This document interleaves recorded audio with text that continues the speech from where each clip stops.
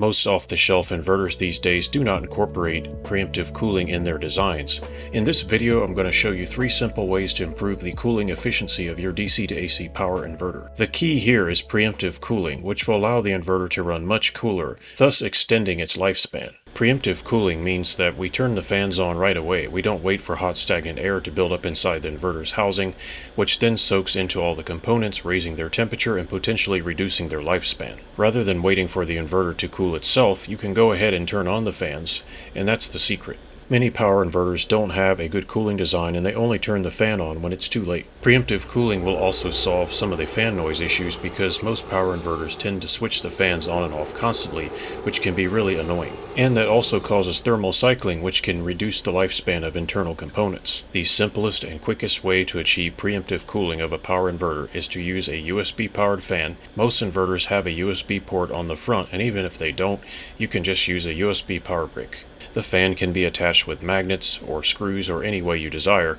Obviously, make sure the airflow direction of your additional fan matches the existing fans inside the inverter. My favorite way to add additional fans to my inverters and power equipment is to use M3 or M4 standoffs to mount additional sleeve-bearing fans, not ball-bearing fans because they're noisy, and I run them at a lower voltage so that they're extremely quiet.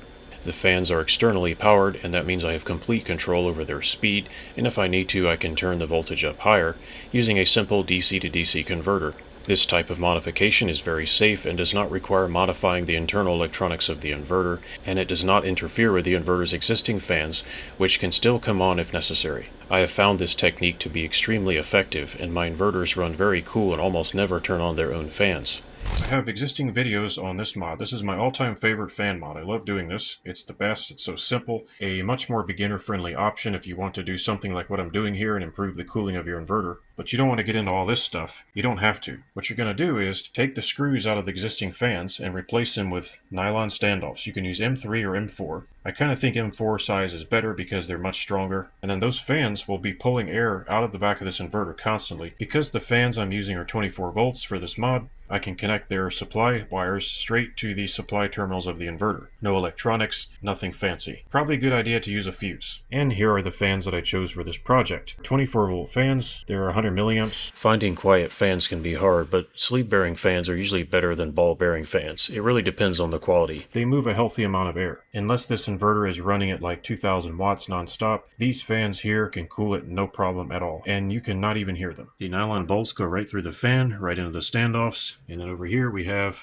no nylon bolt because that is just a spacer. But at the bottom you can see I have a nylon bolt which is fastening through the original fan, and it's coming all the way through into the standoff and then into this fan where there's another nylon bolt. Now there's only 2 screws holding these fans in, so this standoff here isn't actually attached to the inverter. It's just there as a spacer. You can stack as many of these as you want. They have different sizes, and you can use all kinds of different configurations. I gotta say that nylon standoffs are one of the most useful parts I've ever found. They have so many different uses. And now I'm just fastening the last fan on through the standoff using a nylon bolt. And that will fasten the second fan in place. And you can tighten these with a screwdriver, but just be careful not to strip them because they are plastic. You just want to wrap all the way around here to create an air duct that will seal these fans to the back of the inverter. Notice that even though these fans are here, they're open. So if these fans turn on, but my extra fans were just off for some reason, the air is still going to get out through the fans. Time for a quick test. 13.4 volts, only 0.7 watts. You can use some ring terminals and a small DC fuse, and you can connect these fans directly to the battery terminals on the inverter.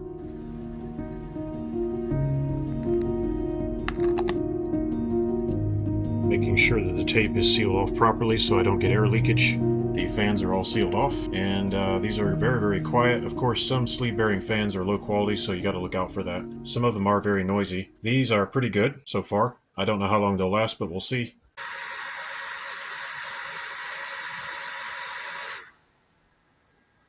And you can't hear anything, but the fans are still on. The inverter's main fans are now off, but my fans are still running. Super quiet, and once I put the cover on and put this in the solar closet, I'm not going to hear anything. There is yet another simple method to control the speed of brushless DC fans, and that is to use a 1K ohm linear potentiometer. But you have to be a bit careful because potentiometers aren't really intended for this purpose and they may get hot, so you have to keep an eye on the heat. You can see I've got it in series with this brushless DC fan. If your inverter doesn't have extremely powerful fans, then you can clearly use a small potentiometer to control the speed. So basically, it's how much current you push through this. That's what's going to be the determining factor. Let's give it a try and see how it works. There we go. There's full power, 20 volts. But this is a small fan and it's only pushing a half a watt. So let's try it with a 12 volt fan. Same 1K potentiometer. There's the fan running at a very low speed. Let's try turning it up. I must say this works very well. So if you want variable speed control, this will do it. We're only pushing 50 milliamps though, so that isn't really a lot. And of course the potentiometer is going to heat up a little bit because it's dropping some of that voltage. This potentiometer is handling it very, very well. Considering it's only pulling a half a watt, that's not surprising. If you want to use a potentiometer like this to control the speed of your fans, just keep an eye on the temperature and don't let it get too hot. 1K potentiometer, 12 volt fan being fed with 13.6 volts. Works very well. Now remember folks, if it looks stupid, but it works, then it's not stupid. I'm going to show you how to cool your inverter with diodes. Yeah, it does sound kind of ridiculous, but it's not, because it works. So if you're looking for a channel that has real DIY content and not just plugging a battery into an inverter, well, you found the right channel. Yet another use for the ever useful diode. A diode does not seem like a very exciting component. There's actually some very unconventional purposes that do involve solar for diodes. Now, one of those purposes, believe it or not, is cooking and heating food and boiling water. I've covered this topic extensively. Diodes, when connected to a solar panel, can act similar to an MPPT circuit and allow you to track and regulate roughly a specific voltage, i.e. VMPP. I'll link all the videos that I can remember to down in the description if you're interested in this topic. So several years ago I started my YouTube channel, and my first video was something about solar lights, because I really love solar lights. In 2024, I was boiling water with diodes. And now today, I'm cooling my inverter with diodes. That's 2026. Maybe I'll rename this channel the Diode channel. We'll see. This inverter is under a 100 watt minimum load 24/7 365, and so I want those fans running all the time at low speed to prevent hot stagnant air from building up inside the case. Okay, so just to show you that the fans are being controlled by a transistor. It is an N-channel transistor, probably getting a signal from that little control board. I'm probing the leftmost transistor. Right now that's not getting anything. Force the fans to come on. There we go. And there you can see the signal on the gate of the MOSFET. And there's two fans and there's two MOSFETs. Now you see these two gray wires I have are just tapped onto the negative side or the ground side of the fan. The way these diodes work is very simple. They drop a relatively consistent amount of voltage for each junction. A resistor gets too hot, so I didn't use a resistor. Instead, I used what's called a diode chain. It's literally just a bunch of semiconductor diodes in series. Anodes and cathodes are all pointing in the same direction, so that the power only goes one way. And here on the multimeter, you can see them dropping around 10.5 volts. The voltage reaching the fans now is going to be only about 4 or 5 volts. So now what we have is an inverter that is always running these fans on low speed, and I really shouldn't be touching this heatsink while the inverter's on, but I've already done it, so oh well. Right there we have a temperature sensor. And so when this starts to get to a certain temperature, the control board here is going to turn these fans on, even a minute or two, and then turn them off. A better decision would be to turn these fans on at a low speed all the time when the inverter's under load, just to keep hot air from building up inside the case. What I've done is I've bypassed the ground of the fans, and I've bonded those together through a diode chain to ground.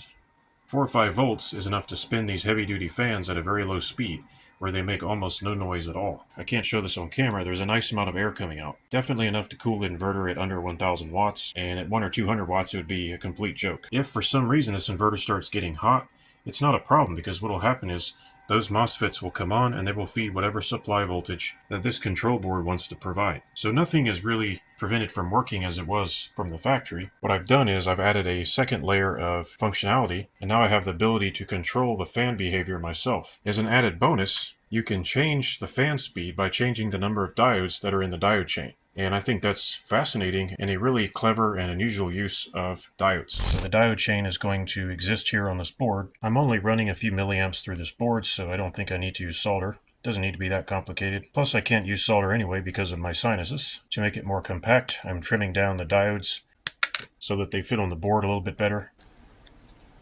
As I said, I've got about a dozen diodes on here. You can use any number you want to get the voltage you're looking for. You have 2 feeds going to the fans. You can pick up a ground either by soldering to the ground plane on the DC side of the inverter or just wherever you can find one. And I don't have a lot of room to work with.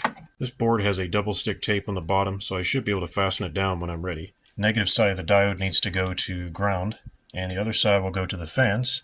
Alright, now for a quick test of my diode fan speed controller. Yellow comes from the fan that needs to go here. Then I need another cable going to ground. I'm going to pick up a ground from this plug here, and I'm going to run that ground over to the input of the diode chain. And the fan comes on. This one right here is on because I only have one fan connected. I just need to plug this green wire in to power up the other fan at a low speed. If you're going to make connections, you should go ahead and power the inverter off first. But I need to make this video and I don't have a lot of time, so I'm cutting corners. Now you could use LEDs probably to do the same thing. LEDs will make light, but you'll need to make sure they can handle the current. These diodes here should be able to handle the current. Also, they will cool themselves. How ironic is that? And there's the 2 original heavy-duty fans running at low speed. Because they're ball-bearing fans, they make a little bit of noise, but not very much. Not at this speed. Now for this type of application, I would recommend a larger diode, so probably like a 3 amp diode would be adequate. I think they will do fine for this test, and as these fans run, they will cool themselves anyway. I believe they're fed with about 15 volts DC for the fan supply. So these diodes are dropping 10.7 volts approximately. As the interior of the inverter warms up, they'll drop less voltage, which will speed these fans up a little bit. These are just too big and it's kind of ridiculous. So I'm going to get some 3 amp diodes when I can, replace these, we'll be good to go. Well, here is the inverter installed in my IT closet where all my servers and computers are running. And this is going to power all that equipment as well as other things too. Just powered up the inverter, that's its main fans, and wait for it. Yep, peace and quiet. Still got air flowing through the inverter case. Can't hear anything. So this inverter is not going to be switching those internal high power fans on and off all day, so I won't have to listen to that. Preemptive cooling is going to extend the lifetime of this inverter, keep it nice and cool, and best of all, keeps it quiet. Now all I have to do is start cleaning up some of these wires and connect all my computers. Eventually all these computers should be running on DC, but for the time being I'm just using AC power bricks. If you like this video and you want to support my work, please thumbs up, comment, and subscribe. Thanks for watching folks, and I'll see you next time.